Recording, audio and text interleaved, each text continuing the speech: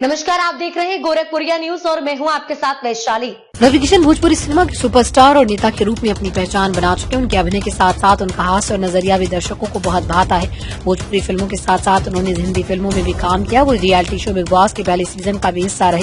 रवि किशन का एक प्रसिद्ध डायलॉग है, जिंदगी झंडबा फिर भी घमंडबा। लेकिन क्या आप जानते हैं कि ये डायलॉग कहाँ से आया? हाल ही में रवि किशन ने शुभंकर मिश्रा के पॉडकास्ट में अपने करियर और जिंदगी के अनुभवों पर बात की। इस दौरान उन्होंने खुलासा किया कि कैसे उनके अंदर घमंड और स्टारडम का बुखार चढ़ गया था, जिसने उन्हें गुस्से में गालियां देने के लिए मजबूर कर दिया। रवि किशन ने बताया कि ये डायलॉग कैसे शुरू हुआ और किस तरह उनकी जिंदगी में गालियों का एक महत्वपूर्ण हिस्सा बन गई। जिंदगी झंडबा फिर भी घमंडबा का जन्म रवि किशन ने बताया कि वो बिग बॉस के पहले सीजन में बहुत लोकप्रिय हो गए, लेकिन उन्हें इसका अंदाजा नहीं था कि वो कहते हैं, जब मैं बिग बॉस के घर में गया तो मुझे इस बात का एहसास नहीं था कि मैं इतना पॉपुलर हो चुका हूँ। मुझे अंदर बहुत गुस्सा था और गुस्से में मुझे किसी को गाली देने की जरूरत महसूस हुई। उन्होंने कहा कि बिग बॉस के घर में वो बहुत आक्रामक हो गए थे। मैं बहुत गुस्से में था। मुझे ये महसूस हुआ कि लोग मेरे हिसाब से नहीं चल रहे। मैंने बिग बॉस को गाली भी दे डाली क्योंकि उस वक्त मैं बहुत घमंडी हो गया था। मैं स्टारडम के शिखर पर था और पैसे का घमंड था। वहाँ मुझे कुछ लोग ऐसे मिले जो मेरी तरह नहीं थे, जो मेरी इच्छाओं के अनुरूप नहीं थे। मुझे बहुत गुस्सा आ गया और जो गुस्सा अंदर था वो उन शब्दों के रूप में बाहर आ गया।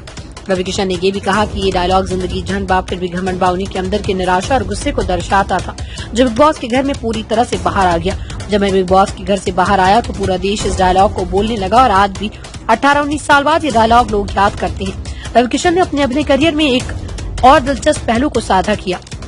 उन्होंने कहा कि उन्होंने एक हिंदी फिल्म में कुल 450 गालियां दी थी। वो बताते हैं कि स्क्रिप्ट बहुत शानदार थी और गालियां हमारे बनारस और अवध के क्षेत्र की संस्कृति का हिस्सा है। गाली भी एक इमोशन है, एक एहसास है। तो कहते हैं मेरी गालियों में कुछ खास बात है। जब मैं गाली देता हूं तो लोग उसे बुरा नहीं समझते। रवि किशन के अनुसार गालियों का इस्तेमाल उनकी फिल्म में पूरी तरह से मैन्युफैक्चर्ड और सटीक तरीके से किया गया था। उस कहानी के लिए जरूरी था। उन्होंने इसे एक खूबसूरत इमोशन के रूप में प्रस्तुत किया और दर्शकों ने इसे खूब सराहा। रवि किशन के लिए ये स्वीकार करना है कि स्टारडम और पैसा उनके व्यवहार को प्रभावित कर रहे थे, एक बड़ा कदम था। उन्होंने ये माना कि उनका अहंकार और गुस्सा उनकी सफलता की देन था, जो उस समय उनके लिए एक प्रकार से प्रकट हो रहा था। हालांकि समय के साथ रवि किशन ने अपनी सोच में बदलाव किया और अब वो स्टारडम को एक जिम्मेदार के रूप में लेते हैं। रवि किशन का जीवन एक प्रेरणा है, जिसमें उन्होंने स्टारडम की चमक धमक के बावजूद अपनी असली पहचान बनाई। हालांकि उनकी इस यात्रा में कुछ कठोर अनुभव भी शामिल है, जैसे घमंड, गुस्सा और गालियों का इस्तेमाल करना। अब तक के लिए इतना ही। बने रहिए गोरखपुरिया न्यूज के साथ। वीडियो को लाइक करें, शेयर करें और चैनल को सब्सक्राइब करना ना भूलें। कोई सुझाव हो तो नीचे कमेंट में जरूर बताएं।